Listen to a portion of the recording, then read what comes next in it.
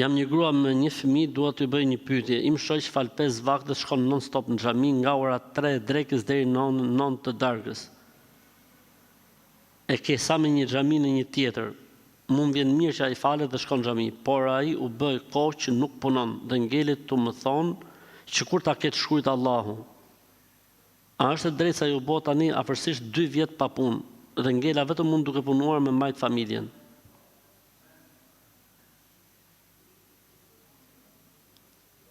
Ishte Omer i gjallë, këtë burrin ta të fuste në burg. E kjo është tamam thënia e poetit, pika që si u bie se nga gratë rrojnë, ja.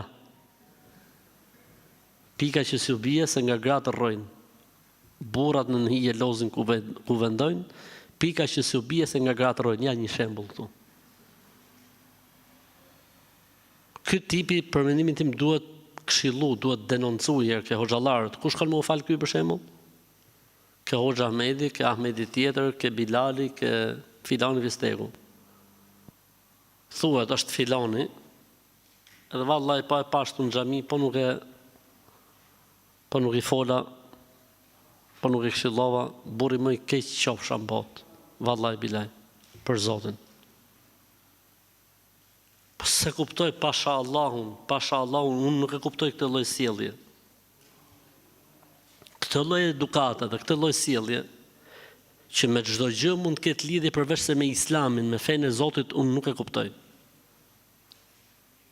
Pra një burr i mashkull thotë kur ta ketë shkruajt Allahu dhe shkoto u fal dhe gruaja punon ma shpinë.